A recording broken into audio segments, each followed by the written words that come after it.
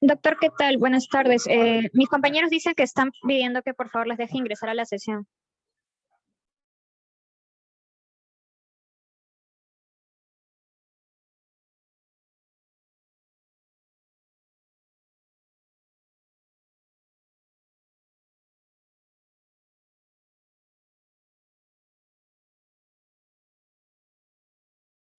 Ya, ¿qué tal, chicos? Buenas tardes.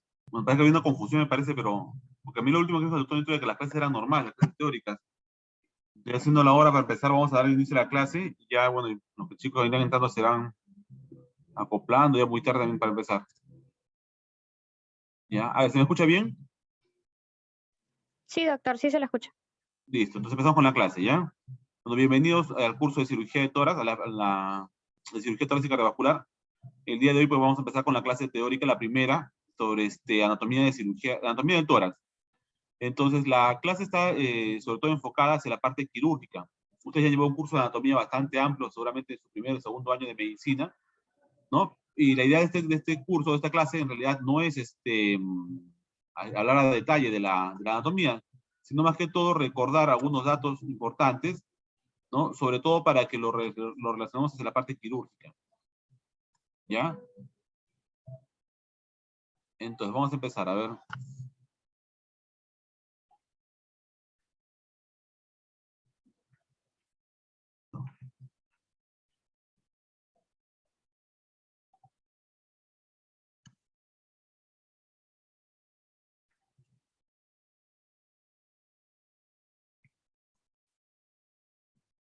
Muy bien, ahora empezamos hablando sobre los límites del tórax. Como recordarán ustedes, la caja torácica no es un espacio, una cavidad que está limitada en la parte superior por la apertura superior del tórax, en la parte inferior por el diafragma, que es el músculo que separa el tórax del abdomen, en la parte posterior está la columna, y en la cara lateral las costillas, junto con los espacios intercostales, ¿no? Entre cada una de ellas, y en la parte anterior está el esternón con los cartílagos costales. El contenido de la caja torácica, pues principalmente las cavidades pleuropulmonares, donde van a estar los pulmones principalmente, ¿no? Y luego el contenido que vamos a ver alrededor, y en el centro mediastino. En el centro mediastino.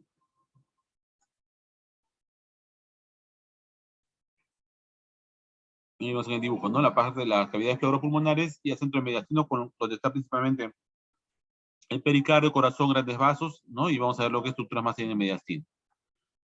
Bien, entonces empezamos hablando un poco sobre anatomía de superficie.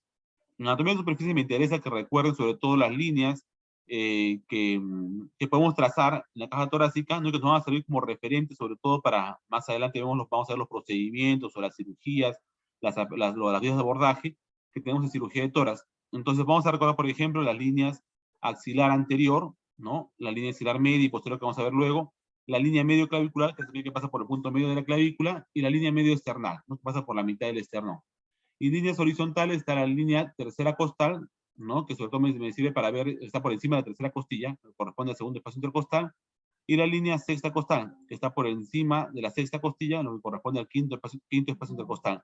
¿Por qué son importantes cada una de ellas? Por ejemplo, así en forma general, ¿no? La línea axilar anterior, por ejemplo, como reparo para poner drenajes torácicos anteriores, la línea, laterales, la línea medio clavicular para drenajes anteriores, la línea medio external, por ejemplo, para lo que es abordajes de mediastino, como cirugías cardíacas. La línea tercera costal, también, por ejemplo, me sirve como reparo anatómico para el ángulo de Lewis y más o menos calcular dónde es que debemos comprar nuestro catéter venoso central, como para hacer un procedimiento. La línea sexta costal, lo que corresponde al quinto espacio, para ver dónde es que abordamos, por ejemplo, el tórax a través de una toracotomía posterolateral. Generalmente ingresamos por el quinto espacio intercostal, o sea, por esta línea. Entonces, como ven, son reparos importantes que debemos tener en cuenta. Vamos a ver luego cómo los vamos ubicando en la anatomía de superficie. Listo, en la cara lateral está la línea axilar anterior, la media y la posterior. Estas nos sirven de reparo sobre todo para lo que es delimitar el triángulo de seguridad en lo que es el procedimiento de colocación de tubo de drenaje torácico. Entonces vamos a ver luego en el triángulo de seguridad, ¿no? ¿Cuál de estos utilizamos como reparo anatómico para poder colocarnos en nuestro tubo? Todas esas líneas se delimitan o tienen como punto de base pues la axila, ¿no? La pirámide de la axila. Bien, en la parte posterior está la línea escapular, la línea que pasa por la cara interna de la escápula, la línea medio escapular también que es importante, esta línea negra, y la línea paravertebral, ¿no? Que es una línea que pasa por los costados a ambos lados, tanto derecho como izquierdo, de la columna vertebral, y la línea vertebral posterior. También todas ellas importantes, como le digo, como reparo anatómico, para la apertura, por ejemplo, de un tórax, ¿no? Para los drenajes torácicos, para las toracocentesis posteriores, por ejemplo, la línea medio escapular, importante como reparo anatómico para la toracocentesis posterior, por ejemplo. Muy bien, a ver, si continuamos con la línea de anatomía de superficie, recordando un poco el ángulo de Lewis, ¿no? Si recuerdan, el ángulo de Lewis es el ángulo que se forma entre el manubrio y el cuerpo external.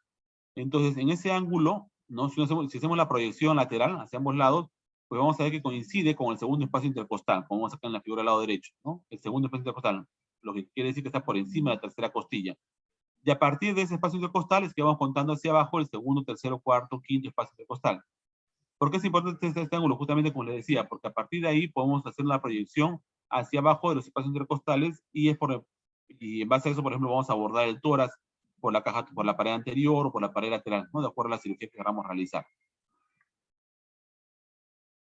Bien, acá seguimos con anatomía de superficie. ¿Qué reparos anatómicos importantes me interesan? A ver, nosotros como especialistas en cirugía cardiovascular y de cirugía torácica cardiovascular, en realidad debemos recordar toda la anatomía, ¿no? Si bien no a detalle, pero por lo menos conocer estructuras importantes, no solamente en tórax, sino en cuello, en abdomen, en extremidades inferiores y superiores con mayor razón.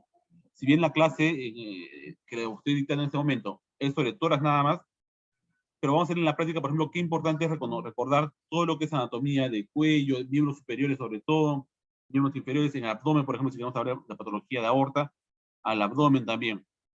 Entonces vamos a hacer más o menos una referencia sobre las estructuras que hay aledañas en menos alturas, ¿no? Como por ejemplo en cuello, miembros superiores. Entonces en cuello, por ejemplo, vemos acá la proyección del músculo esternocleidomastoideo, ¿no? Ambos haces, el external y el haz clavicular, ¿no es cierto? Por ejemplo, importante nosotros para poder colocar, por ejemplo, nuestros catéteres venosos, ¿no? Hay accesos interfasciculares, yugular posterior. Entonces, estos reparos nos sirven justamente para poder colocar los catéteres con mayor seguridad, ¿no? Luego está la clavícula, está la horquilla esternal, ¿no? Acá en el medio, por ejemplo, como reparo anatómico para abrir el esternón cuando hacemos cirugías de corazón, ¿no? Luego, ¿qué más? La línea del cuerpo del esternón. Si vamos a las extremidades superiores, por ejemplo, el músculo deltoides y el surco deltopectoral nos sirve mucho, sobre todo, para ver, por ejemplo, ubicar a esta, ¿no? La vena cefálica, una vena muy importante de superficie que nos sirve para poder, por ejemplo, cateterizar vías periféricas, para la creación de accesos vasculares para hemodiálisis, ¿no? Donde utilizamos principalmente la vena cefálica. Entonces, ahí la podemos ubicar, ¿no es cierto? Luego, bueno, anatomía de superficie, el músculo pectoral, que es el músculo más superficial, recuerdan, de la pared torácica, ¿no? Y luego hacia la cara lateral, miren que están las digitaciones del músculo serrato anterior, ¿no? Hacia este lado, hacia la parte lateral. Importantes también, recuérdenlo desde ya, ¿no? Porque van a servir, van a hacer reparo anatómico importante para la toracotomía. Cuando queremos abordar tórax y queremos ingresar progresivamente hacia la hacia la cavidad torácica, tenemos que seccionar o disecar estos músculos, ¿no? ¿Qué otras estructuras importantes? Bueno, la axila, el músculo dorsal ancho también, ¿no es cierto? Es otro músculo importante. Así como el serrato anterior, el músculo dorsal ancho es el otro músculo que es importante para la apertura de tórax, ¿no? Luego, hacia la parte inferior, el apéndice sifoide del esternón, también importante reparo anatómico, por ejemplo, para realizar la pericardiocentesis, ¿no? Ubicamos el apéndice sifoides, que es la parte de acá, la parte inferior del esternón, ¿no? Y como a través de ella podemos ubicarnos para hacer los procedimientos que les comentaba, ¿no? La pericardiocentesis. Seguimos. A ver, vamos entrando hacia la caja torácica en sí, ¿no? Y vamos a recordar un poco las partes del esternón, pues como les dije, la cortadora yugular, o la horquilla esternal, el manubrio, el ángulo de Lewis, ¿no? Como les dije, que se correspondía a la proyección de la unión del cuerpo con el cuerpo, del manubrio con el cuerpo esternal, y el apéndice sifoides en la parte inferior. Luego las costillas, recordemos que son 12 pares de costillas, ¿no? Las primeras costillas, ¿no? De la 1 a la 7 son las costillas verdaderas, porque tienen su propio cartílago costal. Recuerden que sean verdaderas porque cada una tiene su propio cartílago costal que la une hacia el esternón. Mientras que las costillas falsas, ¿no? Llamadas así, son de la 8 a la 12. En realidad la 8, 9 y 10 son las costillas que tienen en realidad a una articulación con el esternón a través de un cartílago conjunto. Mientras que la costilla o el 11 y 12 son las costillas flotantes, ¿no? Son aquellas que no tienen articulación con el esternón.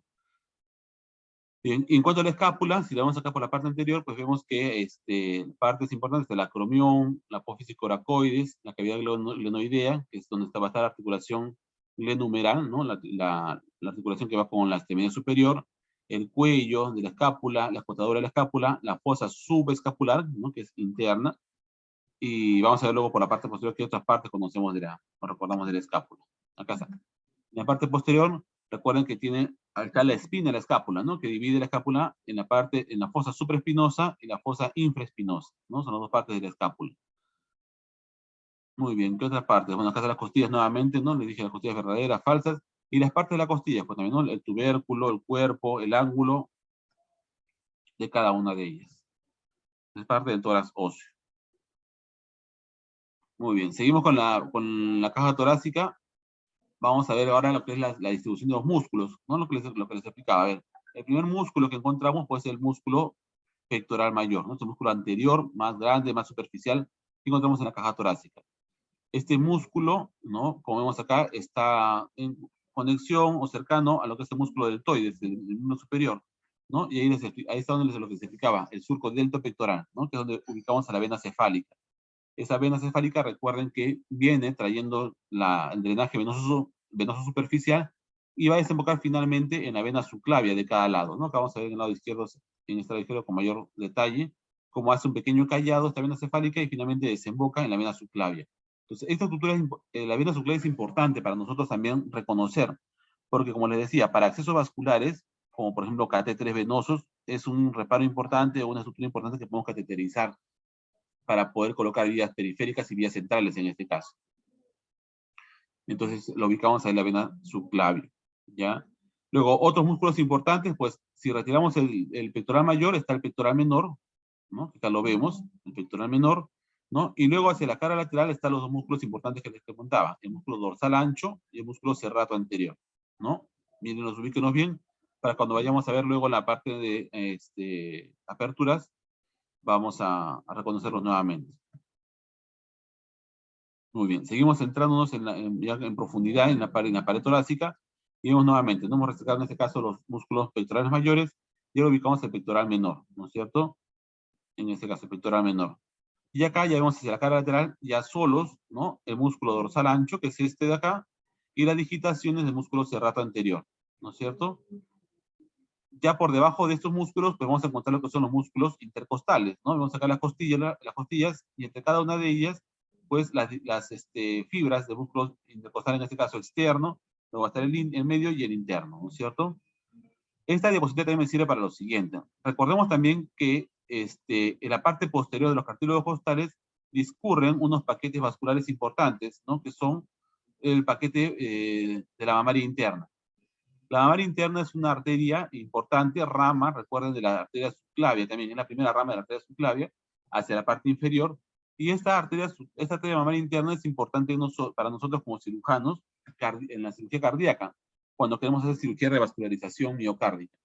¿Qué pasa? Esta arteria la podemos disecar, la podemos descolgar de toda la cara interna, mejor dicho, cara posterior, de los cartílagos costales, ¿no? Y hacemos una sección, una ligadura y sección distal, y esa parte, esa boca distal, la podemos anastomosar hacia una de las arterias coronarias. Vamos a ver luego cuando hablamos un poco de corazón, ¿no? Cómo que finalmente esta arteria puede llevar flujo hacia las arterias coronarias.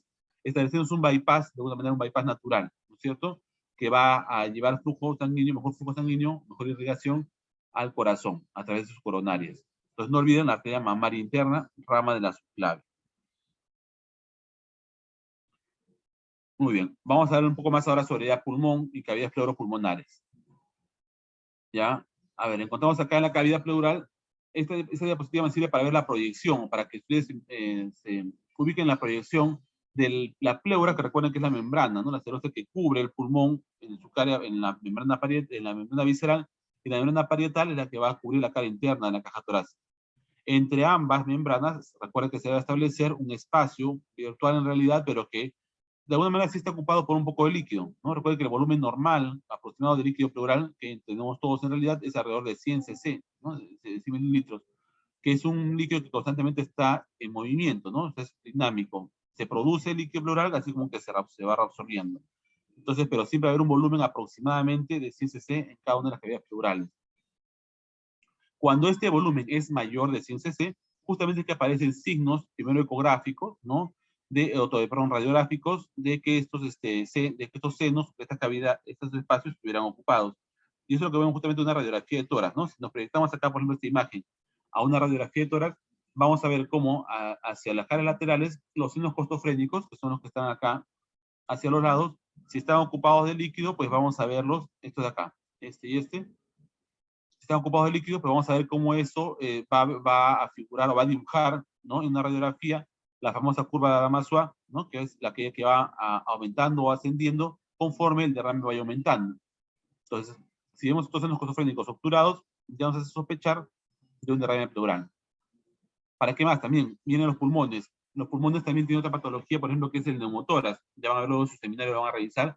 Cuando hay un neumotórax, el pulmón pues se va telectaseando, se va haciendo cada vez más pequeño, ¿no? Y esa telectasia pulmonar va a producir que más bien el espacio pleural se aumente, ¿no? O que se vea más grande. Entonces se va a ver una radiolucidez en toda la cara lateral, superior e inferior también de la caja torácica. Entonces, esta más que todo para que recuerden esas patologías, ¿no? Y la proyección que tenemos en una radiografía de tórax, también que es para nosotros como cirujano de tórax muy, muy útil. Muy bien, ¿qué más? A ver acá. Bueno, ¿qué más tiene para importante acá reconocer? La caja torácica, como le dije, no solamente compromete los pulmones, también comprende lo que es el mediastino, como vemos acá en la parte media, ¿no? Donde está la cavidad pericárdica, conteniendo el corazón y los grandes vasos. La caja torácica, también la parrilla costal, como vemos acá, si bien el diafragma separa la caja torácica del abdominal, hay estructuras intraabdominales que pueden estar de alguna manera protegidas, ¿no? O contenidas en la parrilla costal. No son parte del tórax, es cierto, pero sí pueden estar de una manera protegidas. Y me refiero específicamente al hígado y al vaso. Si bien son estructuras abdominales, pero que están contenidas en esta cavidad. ¿Por qué hago hincapié en esto? Porque van a hablar en su seminario, por ejemplo, de traumatismo torácico, ¿no? El trauma tóraco abdominal.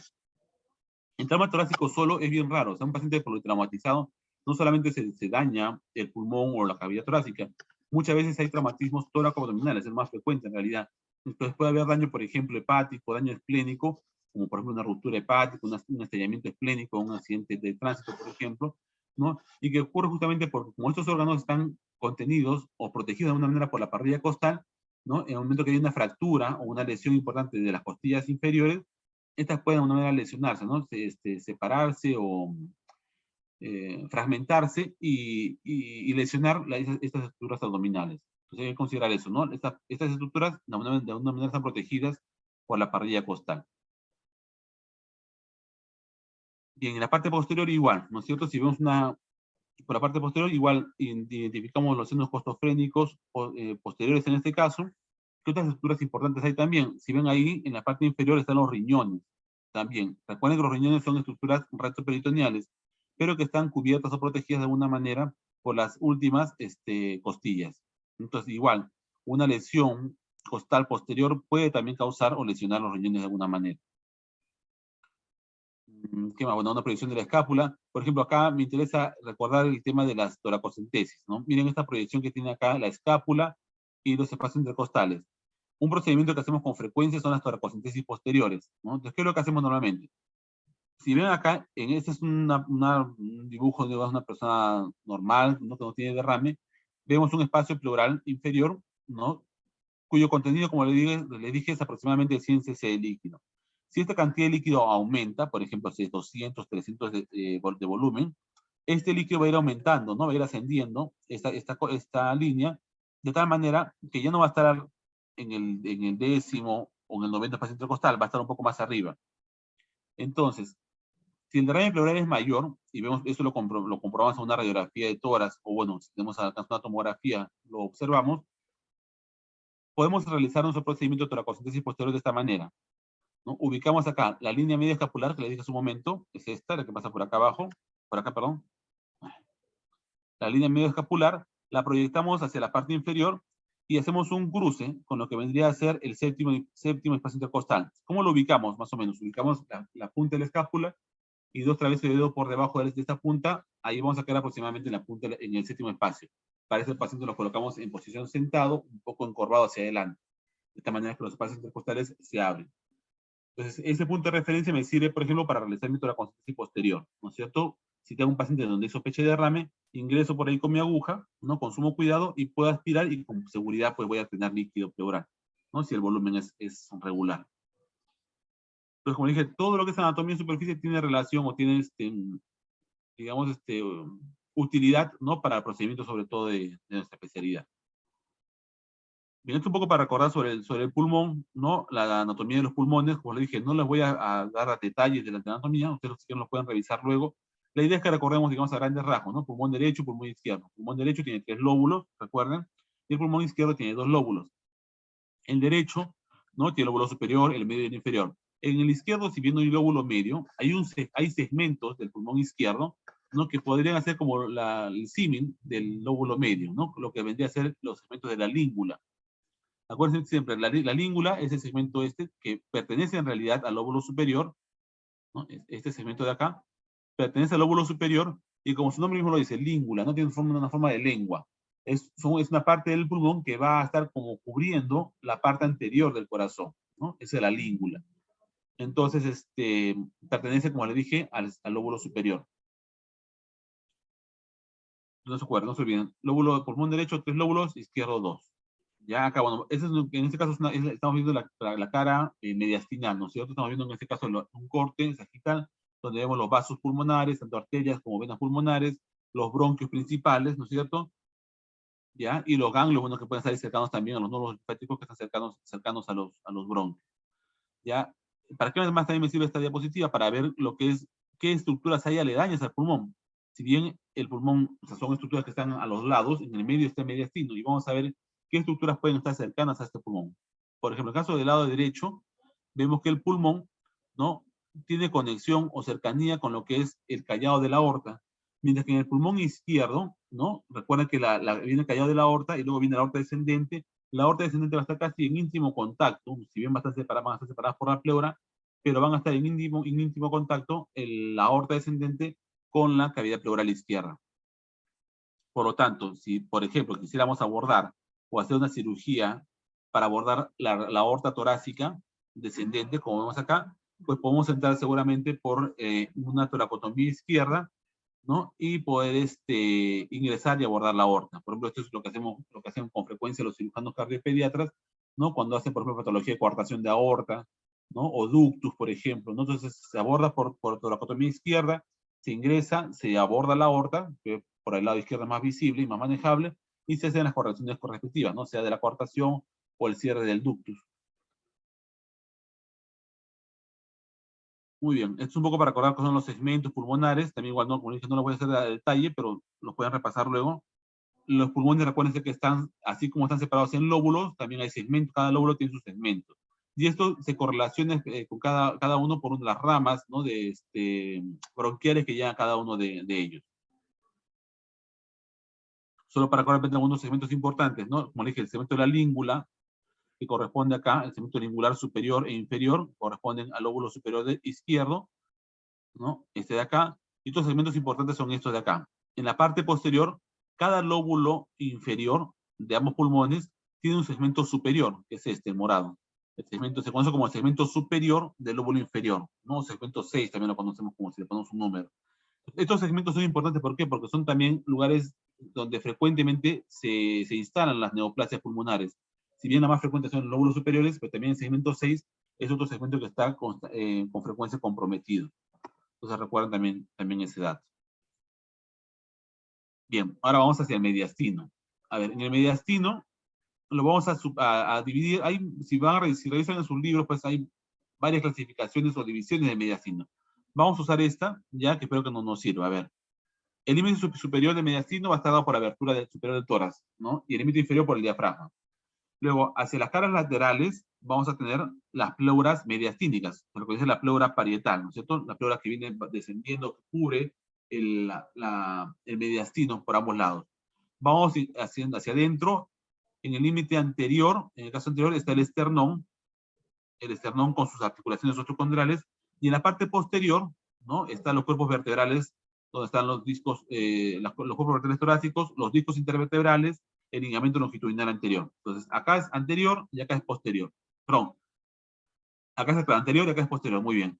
Luego seguimos entrando, ¿no? Está el mediastino anterior. El mediastino en realidad se divide en dos partes, el mediastino superior y el mediastino inferior. El superior ya va a estar limitado. ¿Cuál va a ser el límite entre uno y otro? En un plano que se da entre el ángulo del esternón y el disco intervertebral de T4, T5. O sea, hacia arriba va a ser el mediastino superior y hacia abajo el inferior. Y el mediastino inferior también se divide a su vez en tres mediastinos, el anterior, el medio y el posterior. El mediastino medio es el pericardio, ¿no? Y todo lo que contiene dentro. Entonces, hacia adelante del pericardio está el mediastino anterior y hacia detrás del pericardio el mediastino posterior. Ahora sí vamos por partes, a ver, ¿qué contiene cada uno de estos espacios mediastinales? En el mediastino superior está principalmente el timo, ya que la glándula tímica, que recuerden que luego, que conforme vamos creciendo, pues ya no hay timo, va a quedar una grasa o un receso tímico. La tráquea y el esófago en su primer segmento, ¿no? El que viene del cuello. Luego está el arco aórtico, importante, y los grandes vasos. Entonces, el callado aórtico y grandes vasos. Recuerden, ¿no? ¿Cuál es el primer vaso? El tronco brachicefálico derecho, la carótida izquierda y la subclavia izquierda, ¿no? Principalmente. De esa manera, ¿no? Luego está el conducto torácico, ¿no? Los nervios vagos, el laringio recurrente, nervios frénicos y troncos simpáticos. Todas esas estructuras son estructuras que vienen desde el cuello descendiendo. Entonces van a cruzar el mediastino superior y probablemente, como vamos a ver luego, van a terminar en el mediastino posterior. Vamos a ver. En el mediastino anterior, principalmente el timo. El timo, que viene, como les dije, del mediastino superior y anterior, el timo. Ya nos vamos haciendo, por ejemplo, ideas. Si quisiéramos abordar, por ejemplo, hacer una cirugía de timo, ¿no? Como puede ser, hay tumoraciones como los timomas. Entonces podemos abordar por una toracotomía, por ejemplo, ¿no? Y ingresar directamente al mediastino superior y al mediastino anterior, ¿no? Sin tocar el pericardio, podemos resecar el timo. O de repente por una esternotomía anterior, ¿no? Abrimos el tórax, el pecho, el esternón, y podemos abordar directamente en la parte superior el timo, ¿no? ¿Qué otra estructura importante en el mediastino anterior? La arteria torácica interna o mamaria interna, la que se explica hace un momento, ¿no? Es una arteria rama de la subclavia que nos va a servir para hacer los bypass coronarios, ¿no? Bien, luego viene el pericardio y en el mediastino medio va a estar justamente el corazón, ¿no? El corazón contenido en el pericardio, la aorta ascendente, la aorta descendente, el tronco de la arteria pulmonar con sus ramas principales, ¿no? Ramas de derecha a izquierda, la vena cava superior, la vena ácigo, las venas pulmonares y los nervios frénicos, que son los nervios que discurren, ¿no? Vienen del mediastino superior y luego van discurriendo por la cara lateral de del pericardio, ¿no? Para finalmente llegar hacia el músculo diafragma. Es el nervio que va a inervar el músculo diafragma. Y luego vamos a la parte posterior. En el mediastino posterior, pues van a estar las demás estructuras que iban descendiendo del mediastino superior. Lo que es esófago, la tráquea, la carina, los bronquios principales, ¿no? Bronquio principal derecho e izquierdo, la aorta torácica en el lado izquierdo y sus ramas, ¿no? La vena ácigos en el lado derecho, la vena hemiácigos, los conductos torácicos que también vienen ascendiendo para terminar finalmente en el mediastino superior, los nervios vagos y los troncos simpáticos que son paravertebrales, recuerden, ¿no? Los nervios vagos y troncos simpáticos paravertebrales. Entonces, como ven, estos son los espacios que vamos a encontrar en el mediastino. Voy a realizar otras clasificaciones probablemente, o otras divisiones, pero creo que esta es la que mejor, la más didáctica. Entonces, acá nuevamente recordamos, pero en un dibujo, ¿ya? Pulmón derecho, pulmón izquierdo, y si lo vemos en corte tanto sagital como axial, pues vamos a ver mediastino anterior por delante del pericardio, mediastino posterior por detrás del pericardio, ¿no es cierto? Mediastino superior por encima del pericardio. Acá está, mediastino superior. Bien gráfico este dibujo. Entonces, nuevamente, acá mediastino superior, el anterior y el medio y el posterior, ¿no es cierto? Veo, por ejemplo, mediastino, a ver, superior, como le dije, nervio laringio, vago, la cadena simpática, todos están acá en mediastino superior, y luego van a ir descendiendo por la parte posterior hacia mediastino posterior, ¿no? Acá está toda la cadena simpática, el nervio vago, ¿ya? Luego el mediastino, en la vena ácigos en este caso, ¿no? Vena ácigos que va a desembocar en la vena cava superior, ¿no? El esófago, la rama principal del bronquio derecho, todos ellos van a pertenecer al mediastino posterior, ¿no es cierto? En el mediastino medio, vemos que está el corazón con las ramas de la arteria pulmonar y de la vena pulmonar. Y en el mediastino anterior, bueno, no se ve acá, acá de repente acá está adelante, se ve lo que es la glándula tímica. Acá está.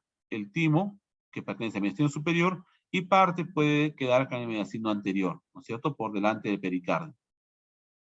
¿Ya? Acá ya de forma más, más explícita, ¿no?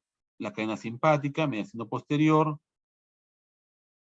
la vena ácigos, la vena cava superior, mediastino posterior, el bronquio principal derecho, mediastino posterior, ¿no? Acá está la tráquea con su carina a esta altura, ¿no? Que pertenece todavía al mediastino superior, ¿no? Al mediastino superior.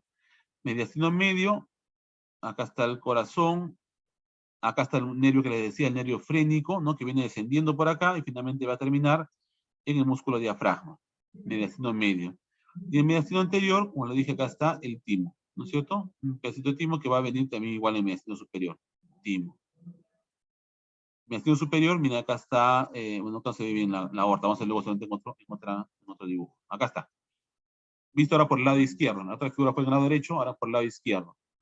Misma división, ubicamos acá, mediastino superior, que encontramos la aorta, el callado de la aorta y sus vasos supraórticos, tronco placoencefálico, carótida común izquierda y arteria subclavia izquierda.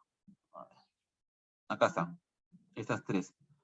Callado aórtico, todo esto pertenece al mediastino superior, ¿no es cierto? Y luego hacia el mediastino posterior, en el lado izquierdo, vamos a encontrar la aorta descendente, es toda esta, la que estaba, como le dije, en contacto con el pulmón izquierdo, ¿no? La aorta descendente, igual, cadena simpática, nervios vagos, y en el mediastino medio, igualmente, nervio frénico y mediastino anterior, glándula tímica. Eso se repite. Ya primera diferencia entre el lado izquierdo y el lado derecho, ¿no? Son las distinciones que puede haber. Como habrán visto, pues, por ejemplo, el esófago, ¿no? El esófago se ve en el mediastino posterior y se aborda principalmente por el lado derecho. Por lo tanto, si quisiéramos trabajar patología de esófago, probablemente tenemos que hacerlo a través de esta toracotomía, por el lado derecho, ¿no es cierto? Si quisiéramos abordar, por ejemplo, un trauma esofágico, ¿no? Como puede ser, por ejemplo, que es frecuente ver, ¿no? Por ejemplo, abscesos mediastinales por espina de pescado, ¿no? Personas que se atoraron, que hicieron espina de pescado o algún objeto que de alguna manera produjo lesión en el esófago, pueden producir un absceso mediastinal y que puede ser abordado principalmente por el lado derecho, ¿cierto? Abordamos acá el lado derecho, abrimos la pleura mediastínica e ingresamos al mediastino posterior para hacer una limpieza, un drenaje de toda esta cavidad, de todo este espacio posterior.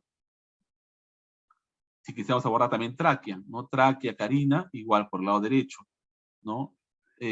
Por ejemplo, últimamente ha habido bastantes cirugías de estenosis traqueales, ¿no es cierto? Los pacientes que han tenido COVID, que han estado en ventilación mecánica prolongada.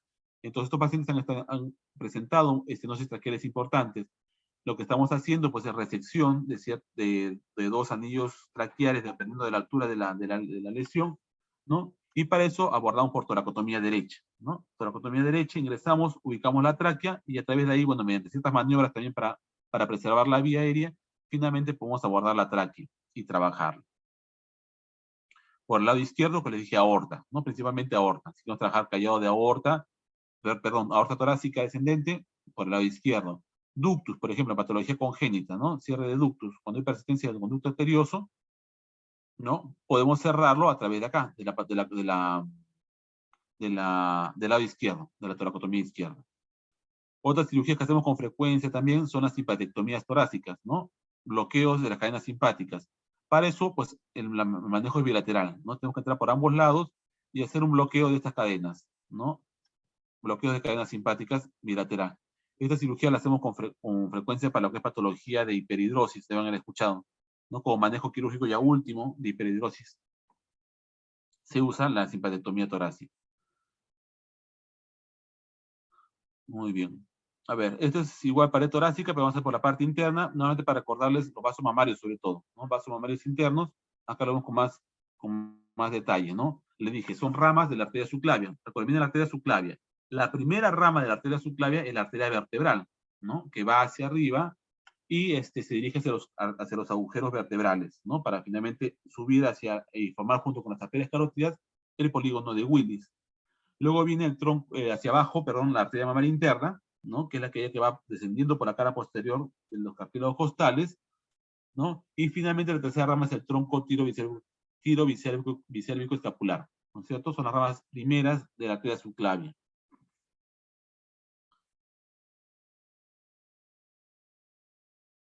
Bien, ahora sobre grandes vasos. A ver, como le dije, el grandes vasos pertenecen a la mediastino superior. Acá está principalmente la aorta, ya le dije sus principales ramas. El tronco brachiocefálico derecho, que se divide a su vez en la subclavia derecha y carótida común derecha, la arteria carótida común izquierda y la arteria subclavia izquierda. Son las principales ramas. Hay variantes anatómicas, muchas, ¿no? Pero son, digamos, las ramas principales que tenemos en la aorta, ¿no es cierto? Luego vamos en la parte venosa, importante también, el drenaje venoso.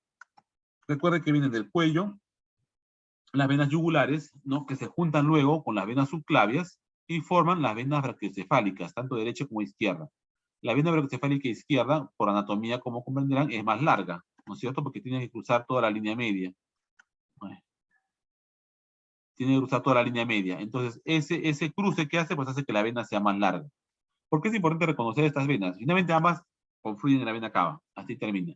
Son importantes reconocerlas porque igualmente, para accesos vasculares, por ejemplo, los pacientes que tienen catéteres venosos centrales, catéteres de alto flujo para hemodiálisis, estas venas están muchas veces comprometidas, ¿no? Estenosadas, obstruidas inclusive, con una obstrucción total de su diámetro, de su luz, ¿no? Y eso puede dar a la larga síntomas, ¿no? Cuadros clínicos conocidos como el síndrome de vena cava superior, donde el síntoma principal va a ser el edema, ¿no es cierto? Va a haber hinchazón. Por un mal retorno venoso, va a haber una hinchazón, un aumento de volumen del cuello, de la cara, de la extremidad superior, corresponda, ¿no? Que puede ser bilateral o unilateral, ¿no? De acuerdo al compromiso.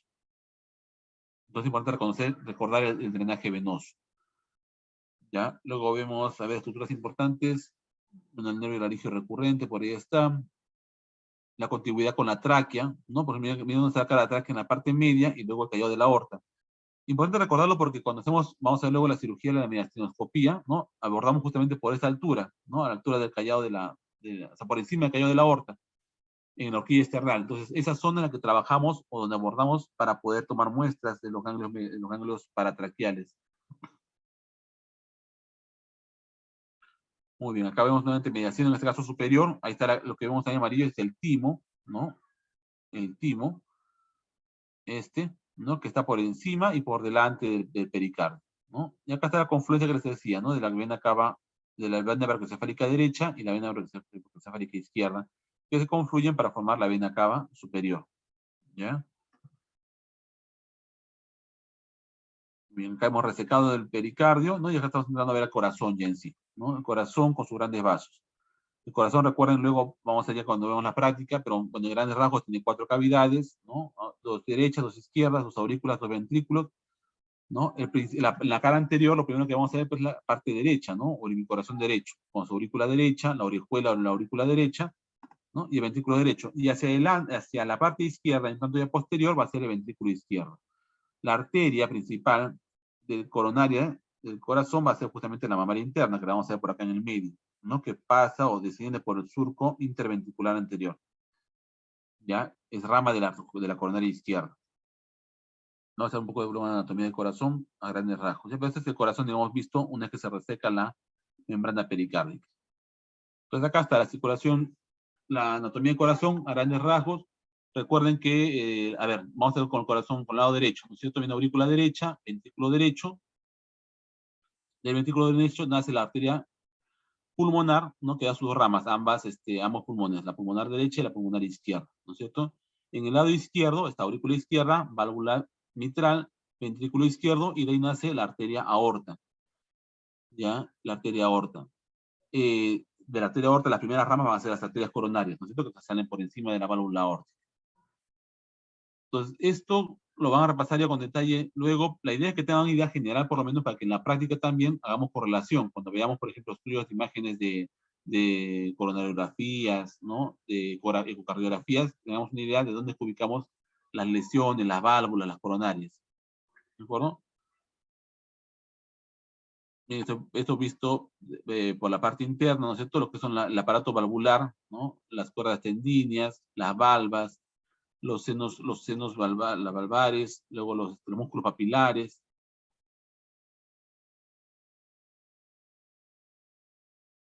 Bueno, Nervio frénico. Como le dije, el nervio frénico es un nervio que viene, nace de la parte cervical, ¿no? S3, C4, C5, y como le dije, viene descendiendo por el mediastino superior y luego por el mediastino medio, ¿no? Por la cara lateral de la membrana pericárdica. Finalmente va a haber inervación hacia el músculo diafragma. Es el músculo principal de la inspiración, recuerden, ¿no? El músculo diafragma. Por ejemplo, ¿para qué es importante para nosotros como cirujanos el nervio frénico? Si hubiera alguna lesión en el nervio frénico, pues va a producir parálisis diafragmática. Algunas veces esta parálisis incluso de alguna manera la provocamos, ¿no? De una manera intencional. ¿Con qué objetivo? Por ejemplo, pacientes que se les realiza cirugía de tórax, cirugía resectiva, ¿no? Se hace una lobectomía. Como hay espacio de la cavidad pleural que va a quedar vacía, porque hay una parte del pulmón que se está resecando, se le hace un procedimiento que se llama frenicotripsia, ¿no? Que consiste en plicar el frénico, ¿no? Lesionarlo de una manera con la intención justamente de que ese hemidiafragma, pues, produzca una parálisis diafragmática y se eleve. Entonces, al elevarse el diafragma, va a disminuir el volumen o la capacidad de la caja torácica que corresponde, ¿no? De acuerdo a la cirugía que se realizó. Entonces, es importante identificarlo también. En cirugía, una vez que aborda uno cavidad torácica, es importante ahí estar cerca del nervio frénico, ¿no? Lo identifica con facilidad. Y el esófago, como les dije, es una estructura que viene de mediastino superior y posterior, ¿no? Más abordable, como les dije, por el lado derecho, ¿no? El esófago. Y alrededor del esófago pues, está toda la cadena simpática, el plexo esofágico, ¿no? También es importante identificarlo, y la cadena simpática a ambos lados, ¿no? Sea derecho o sea izquierdo. Bien, a ver, vamos a ir un poco más a la anatomía aplicada, como les decía, de todo este repaso que hemos hecho de anatomía. ¿Para qué nos sirve, no? Por ejemplo, hay un procedimiento que van a ver con frecuencia en las prácticas, que es el drenaje torácico.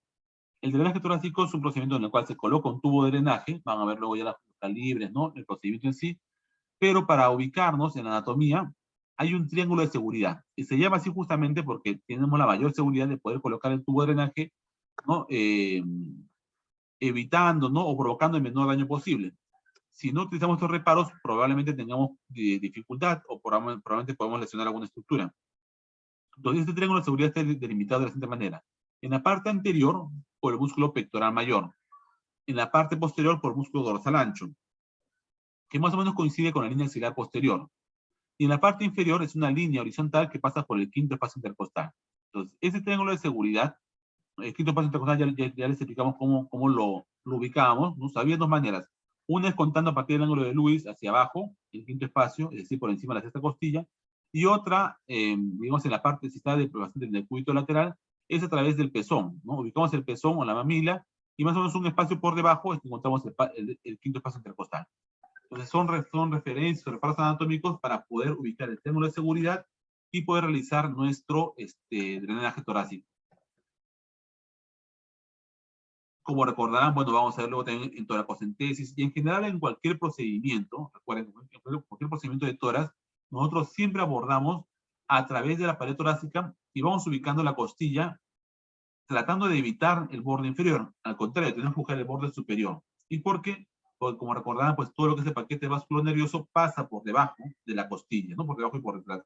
Entonces, todo lo que es punciones, drenajes, toracotomías, ¿no? Abordaje de tórax, tiene que hacerse por el borde superior de la costilla. Acá para ver más o menos las capas que uno va disecando o que puede ir punzando, ¿no? Atravesando en el momento que hace un procedimiento, pues están desde la piel, la fase superficial, ¿no? Los músculos intercostales, ¿no? El externo, el interno, el íntimo, ¿no? Y acá está grande, como dije, el color es el paquete vascular nervioso, ¿no? Que debemos evitarlo justamente abordando por la parte superior. Esas ramas colaterales son muy pequeñitas, que difícilmente se lesionan, o si se lesionan, pues no va a producir mayor problema. ¿Qué pasa cuando hacemos procedimientos por el borde inferior, ¿no? Que nos puede pasar de repente? Pues si dañamos algunas de estas estructuras, además de producir dolor, ¿no? Podemos producir grandes hematomas, grandes sangrados, que ha pasado, ¿no? Inclusive si hay comunicación con la cavidad torácica, pueden provocarse hemotórax, ¿no? Muchas veces masivos, por lesiones de paquete vasculonervioso. No han sido pocas las veces que hemos tenido que entrar a la cirugía, a hacer un drenaje, una corrección, una revisión de hemostasia, por un hemotórax masivo, justamente causado por una lesión vascular. Entonces recuerden siempre que el paquete pasa por debajo de la costilla. Por lo tanto, todo procedimiento por encima de la costilla. Y acá un poco para recordar cómo es el procedimiento de drenaje torácico, ¿no? primero hacemos la asepsia, antisepsia, anestesiamos, ¿no? Vamos ingresando con la aguja y aspirando. Como digo siempre a los residentes, ustedes ponen un drenaje torácico siempre y cuando hayan aspirado y hayan obtenido lo que están buscando. Por ejemplo, si es un neumotórax, aspirarán aire. Si es un derrame, aspirarán líquido, ¿no? Si es un empiema, igual, o sea lo que tengan que drenar, tienen que aspirar algo. Si no aspiran nada, pues no se pueden arriesgar a poner un tubo de drenaje porque probablemente tenga un espacio inadecuado donde no van a encontrar nada que drenar. Entonces hay que tener mucho cuidado en eso. Otro procedimiento importante es la pericardiocentesis, ¿no? Para eso, como les explicaba, un reparo anatómico importante, el apéndice sigmoides, ¿no? Y a través de él, pues trazamos una línea media external, ¿no? Y en ángulo de 45 grados ingresamos con dirección hacia la mamila izquierda, ¿no? Miren la aguja cómo se dirige hacia la mamila izquierda en 45 grados, tanto hacia la piel del paciente como hacia la línea media. Entonces ingresamos con esa angulación, ¿no? Y vamos aspirando igual, vamos aspirando finalmente hasta obtener líquido. Obviamente un drenaje pericárdico de este tipo, pues lo hacemos cuando tenemos seguridad de que el paciente tiene un derrame pericárdico moderado. Si es un derrame mínimo, pues no podemos arriesgarnos a hacer un procedimiento de este tipo. Entonces para eso, pues hay estudios de imágenes que nos pueden ayudar, sea una ecocardiografía, una tomografía también, ¿no? Lo importante es identificar que hay líquido pericárdico suficiente como para poder ser drenado. Bueno, es un poco para recordar la anatomía que ya dije en su momento, ¿no? La anatomía vascular del miembro superior, tanto derecho como izquierdo, las ramas de la arteria carótida, perdón, de la arteria del caído de la aorta, ¿no? De la arteria subclavia, ¿no? Y luego que se vayan ubicando, ¿no? Como la arteria subclavia axilar finalmente pasa a llamarse arteria humeral en el extremo del miembro superior. A ver, abordajes quirúrgicos. Como le dije hace un momento, ¿no? La anatomía en general para nosotros nos sirve para poder abordar también la caja torácica en este caso. Entonces, para una toracotomía, por ejemplo, es una incisión frecuente que hacemos posterolateral, lo ponemos al paciente en decúbito dorsal, ¿no? Con el brazo extendido, y abordamos a través del quinto espacio intercostal. Para eso, nuestros reparos anatómicos van a ser, o bueno, los músculos que vamos a incidir van a ser, pues, como ven acá, el dorsal ancho, ¿no? Luego, una vez que abordamos el dorsal ancho, está por detrás el músculo serrato anterior, y luego ya los músculos intercostales. ¿No es cierto? Esta es la toracotomía que hacemos con más frecuencia para abordaje de tórax, sea derecho o sea izquierdo, ¿no? Entonces vemos la incisión y como encontramos, finalmente, cuando empezamos por el quinto espacio intercostal, llegamos finalmente a ver el pulmón, ¿no es cierto? Casi siempre cuando entramos por el quinto espacio, llegamos a la cisura mayor, ¿no? Que es aquella que separa el lóbulo superior del lóbulo inferior. Y abordamos el pulmón derecho, pulmón izquierdo, ¿no? Como el pulmón más tarde telestaciado, para la cirugía de tórax, lo que hacemos es movilizar el pulmón para poder abordar principalmente el hilio pulmonar, ¿no? Tanto la arteria, vena pulmonar y el bronquio principal. Otro procedimiento frecuente es la mediastinoscopía, ¿no? Le dije, ubicamos horquilla external, 2 travesaños de dedo por encima, hacemos una incisión pequeña y a través de esa incisión nos dirigimos primero hacia la tráquea, ¿no? Ubicamos la tráquea, vamos disecando, la encontramos y vamos por delante de ella, ¿no? Como en el dedito, vamos buscando finalmente, ¿no? Disecando, limpiando ahí, hasta que finalmente llegamos al arco aórtico. Obviamente no lo tocamos, llegamos hasta ahí y toda la zona que está alrededor de la tráquea es una zona que está rica en ganglios linfáticos. Entonces podemos tomar muestras de todas las adenopatías que vamos encontrando en el camino, inclusive podemos llegar hasta cerca de la carina, a esta altura. Podemos llegar cerca de la carina y podemos tomar ciertos ganglios que estén cercanos, ¿no? ¿Para qué esto es importante? Por ejemplo, para el estadiaje de cáncer de pulmón, ¿no? Si queremos estadiar un cáncer de pulmón, este estudio de la mediastinoscopía es importantísimo para ver la extensión de la enfermedad. La esternotomía mediana también, como le dije, importante para lo que es abordaje de corazón, ¿no? Hacemos una incisión mediana a través del esternón y detrás de ella pues va a estar el mediastino anterior y luego el mediastino medio, contenido del corazón, ¿no? Pericardio de su corazón. Bueno, no sé un poco para hablar sobre el función, pero les dije, les salimos un momento en lo que era el derrame pleural.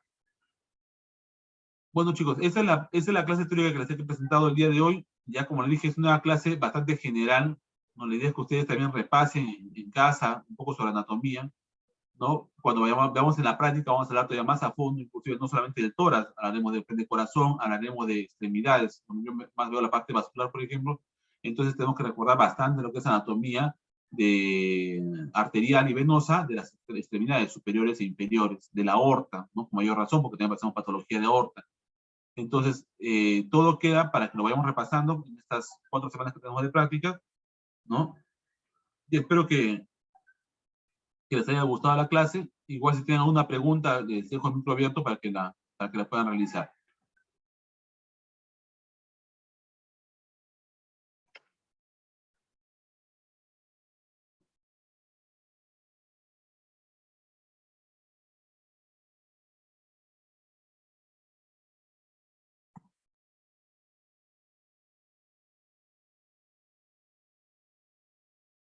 ¿Alguna pregunta, alguna duda?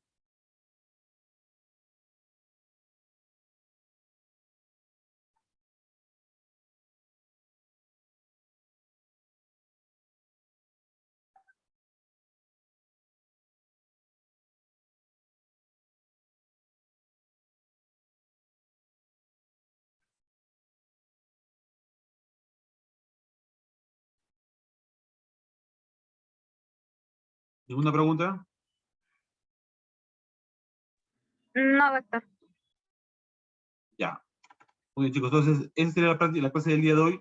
Mañana las prácticas son normales. Hasta donde sé, el doctor Nieto nos ha dicho que mañana son normales las prácticas. Creo que después se va a ver cómo va a recuperar la práctica del día de hoy, ¿no? Supongo que por grupos nos iremos organizando, pero mañana las prácticas son presenciales y normales en los hospitales.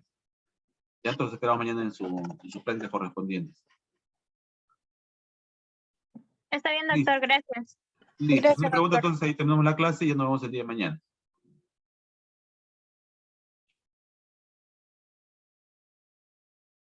Muy bien. Hasta luego.